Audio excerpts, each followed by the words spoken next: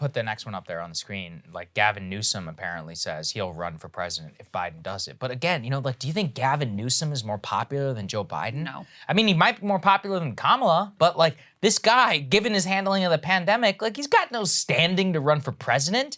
Even his recall, which he did. Looks like a vampire. It does look like a vampire.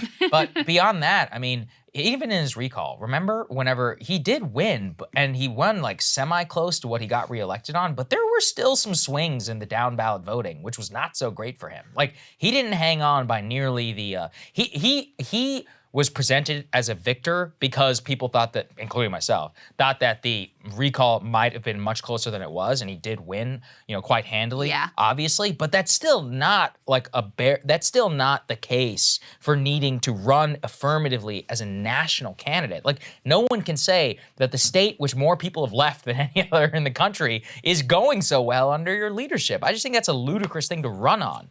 It's funny thinking back about that recall now because it's kind of a preview of the politics we are facing down right at the moment. Because what really, don't want to say it saved him because I think he was going to win anyway, but what really expanded his margins is that Texas had just passed that really extreme abortion law. And he was saying, hey, you want that here in California? Vote for the other dude. And that seemed to really resonate and get Democrats off their asses because that was the problem is like the people who were opposed to him were very animated and the Democrats were kind of like, I mean, I guess he's better than the other guy, but I don't really know if it's worth showing up to vote for him. Right. That's what motivated Democrats to come out. So this is a side tangent, but a lot of echoes of what's going on right now in our politics. I mean, I do think that like Gavin Newsom, Ron DeSantis, like fake presidential primary that's going on right now is kind of hilarious. Yeah, because it's BS. Like running ads in each other's states and like Newsom challenged DeSantis to a debate or something like that. And it's like, there's no way that Newsom is actually going to run against Biden. Biden, in my view, is almost certainly going to run for president again. So, okay, maybe you're looking at 2028. That's fine. But there's a lot of cosplaying going on right now with the two of them, which I think is sort of hilarious. And yeah, the idea that he's this like great talent or Democratic savior, I think is ludicrous. The guy has been...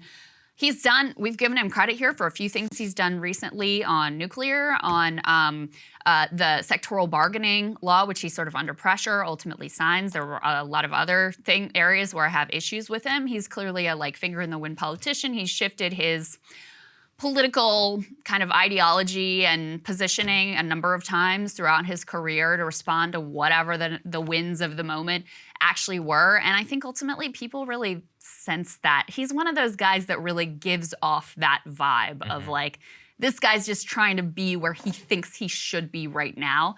I think that's a very damaging quality for a politician, regardless of what you think of like his ideology at the present moment. I agree. He's a chameleon. San Francisco, mega liberal. Then he's like the billionaire guy. He was like, he sucked up to the like tech billionaire sector hardcore. Right. And then turned on them. And now he's like the Hollywood guy. He's trying to position himself as like the, big thinking progressive right now with like, the EV policy and the sectoral bargaining, and there were some other things that I'm forgetting about right now as well, but these like big marquee sort of progressive wins, which again, I personally support. There are some other things that he screwed up on, like blocking Medicare for all in the state, but he's clearly trying to position himself. I just think he thinks a lot more of himself than the American people will probably think of him. Yeah, I think you're absolutely right. Cable news is ripping us apart, dividing the country, making it impossible to function as a society, and making it impossible to know just what is true and what is false. But the good news is they are failing and they know it. That is why we're building something new, a new mainstream, a healthier one, something more trustworthy, something that we are going to need in one of the most pivotal times in American history. We are building up here for the midterms, for the upcoming presidential election, but we need your help. So if you can help us out by becoming a premium member today at breakingpoints.com, we're trying to change America for the better and the entire world. So what are you waiting for, guys? Go to breakingpoints.com and sign up and help us build a new mainstream.